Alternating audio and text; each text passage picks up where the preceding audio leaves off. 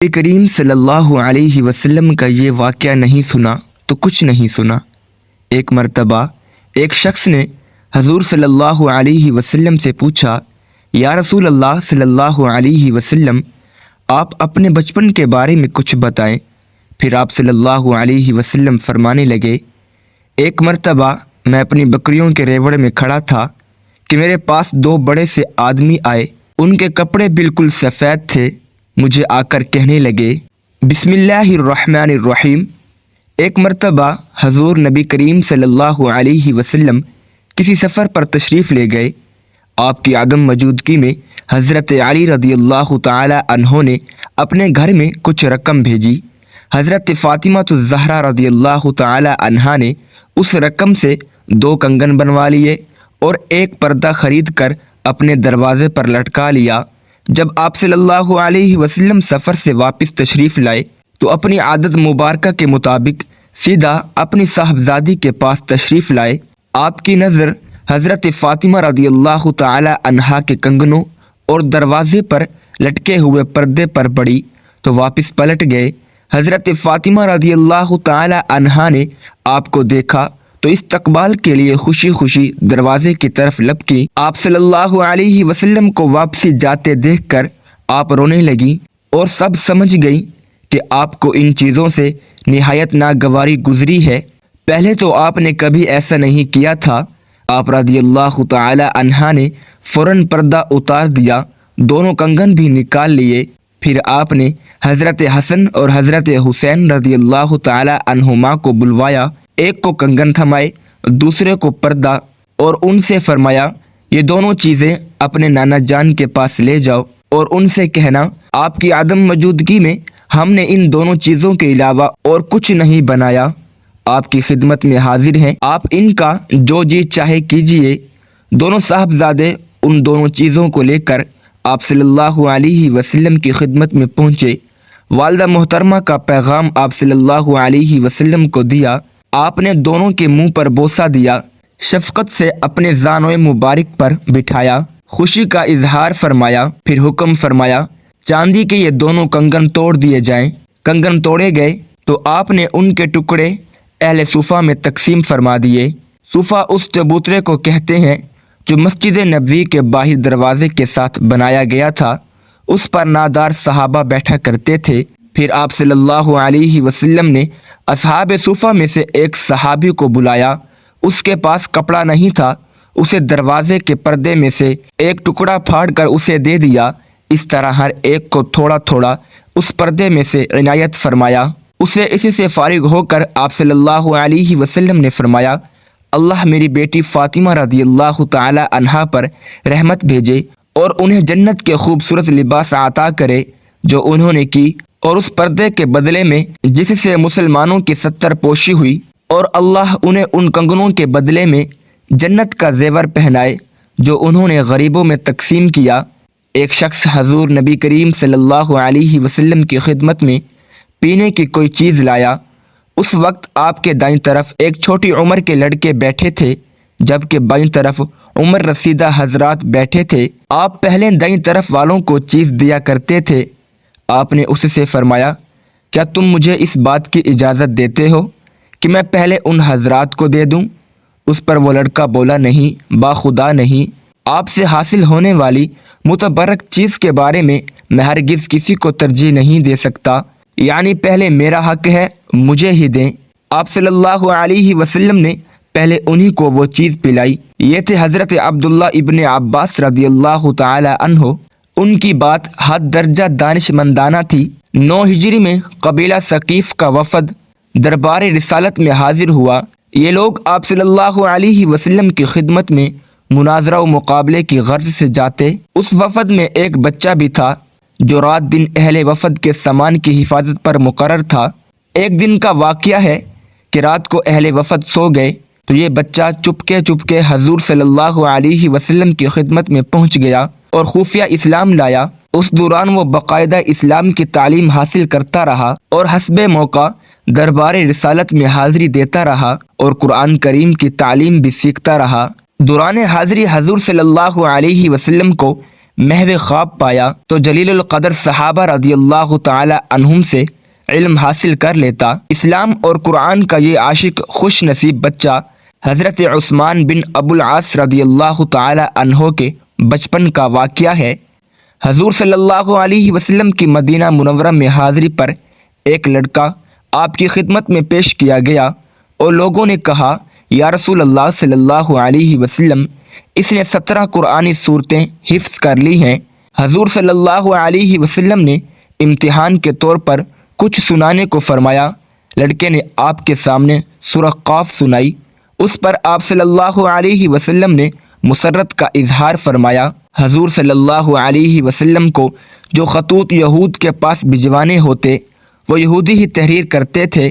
ایک مرتبہ حضور صلی اللہ علیہ وسلم نے ارشاد فرمایا، یہود کے خط و کتابت پر مجھے اطمینان نہیں کہ وہ گڑبڑ نہ کر دیتے ہوں، تم یہود کی زبان سیکھو۔ اس لڑکے نے صرف 15 دنوں میں یہودیوں کی عبرانی زبان سیکھ لی اور باقاعدہ تحریر بھی لکھنا شروع کر دیا۔ اسی طرح حضور صلی اللہ علیہ وسلم کی خدمت میں جو یہودیوں کے خطوط آتے ان کی پڑھنے کی ذمہ داری بھی اس کم عمر کے ذمہ تھی۔ بعض روایت میں عبرانی کی جگہ سریانی زبان سیکھنے کا بھی آیا ہے۔ یہ لڑکا صحابہ میں حضرت زید بن ثابت رضی اللہ تعالی عنہ کے نام سے مشہور تھے۔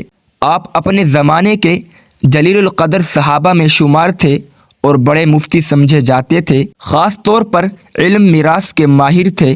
ہجرت نبوی کے وقت ان کی عمر صرف 11 برس تھی۔ ایک مرتبہ حضور نبی کریم صلی اللہ علیہ وسلم سے کسی نے پوچھا، یا رسول اللہ صلی اللہ علیہ وسلم، آپ اپنے بچپن کے بارے میں کچھ بتائیں۔ آپ صلی اللہ علیہ وسلم نے ارشاد فرمایا، ایک مرتبہ میں اپنی بھیڑ بکریوں کے ریوڑ میں کھڑا تھا کہ میرے پاس 2 آدمی آئے۔ ان کے کپڑے سفید تھے۔ ان میں سے ایک کے پاس سونے کا ایک تشت تھا، وہ تشت برف سے بھرا ہوا تھا۔ انہوں نے مجھے لٹایا اور میرے پیٹ کو چاک کیا، پھر انہوں نے میرے دل کو باہر نکالا اور اسے چیرا، اس میں سے سیاہ لوتھڑا نکال ڈالا، پھر انہوں نے میرے دل اور پیٹ کو اس برف سے دھویا، یہاں تک کہ انہوں نے میرے دل کو واپسی میرے پہلو میں رکھ دیا اور دل گویا پہلے کی طرح ہو گیا۔ اب ان میں سے ایک نے دوسرے سے کہا، ان کی امت کے 10 آدمیوں سے ان کا وزن کرو۔ انہوں نے مجھے تولا تو میرا وزن زیادہ ہو گیا۔ اس پر پہلے نے کہا، 100 آدمیوں سے وزن کرو۔ اس نے مجھے 100 آدمیوں سے تولا، اب بھی میرا وزن بڑھ گیا۔ اس کے بعد مجھے 1000 آدمیوں سے تولا گیا، اب بھی میرا وزن بڑھ گیا۔ اب پہلے نے کہا، بس رہنے دو، اگر تم انہیں پوری امت کے مقابلے میں تولو گے تب بھی انہی کا وزن زیادہ ہوگا۔ حضرت عمر فاروق رضی اللہ تعالی عنہ فرماتے ہیں، ایک دن میں حضور اکرم صلی اللہ علیہ وسلم کی خدمت میں حاضر ہوا۔ آپ صلی اللہ علیہ وسلم بالائی منزل پر تشریف رکھتے تھے۔ آپ صلی اللہ علیہ وسلم کے جسم مبارک پر صرف ایک تہ بند تھا، ایک کھری چارپائی تھی، سرہانے ایک تکیہ پڑا تھا جس میں خرمے کی چھال بھری ہوئی تھی، ایک طرف مٹھی بھر جو رکھے تھے، ایک کونے میں پائے مبارک کے پاس کسی جانور کی کھال پڑی تھی، کچھ مشکیزے کی کھالیں سر کے پاس کھونٹی پر لٹک رہی تھی۔ حضرت عمر فاروق رضی اللہ تعالی عنہ کہتے ہیں کہ یہ دیکھ کر میری آنکھوں سے آنسو جاری ہو گئے۔ حضرت صلی اللہ علیہ وسلم نے رونے کا سبب دریافت کیا تو حضرت عمر فاروق رضی اللہ تعالی عنہ نے عرض کیا، یا رسول اللہ صلی اللہ علیہ وسلم، میں کیوں نہ روں؟ چارپائی کے بان سے جسم اقدس پر بندیاں پڑ گئی ہیں، اس میں جو سامان ہے وہ نظر آ رہا ہے۔ کیسر و کسرا تو باغ و بہار کے مزے لوٹیں اور خدا کے پیغمبر و برگزیدہ ہو کر آپ صلی اللہ علیہ وسلم کے سامان خانہ کی یہ کیفیت ہو۔ آپ صلی اللہ علیہ وسلم نے ارشاد فرمایا، اے ابن خطاب، تم کو یہ پسند نہیں کہ وہ یہ دنیا لیں اور ہم آخرت؟ حضرت صلی اللہ علیہ وسلم کی سیرت طیبہ کا مشہور واقعہ ہے۔ آپ ذرا غور کیجئے کہ ہم دنیا و آخرت میں سے کس کو زیادہ ترجیح دیتے ہیں؟ ہم ان دونوں میں سے کس کو زیادہ ترجیح دیتے ہیں؟ ہمیں ان دونوں میں سے کون سی شے زیادہ مرغوب ہے؟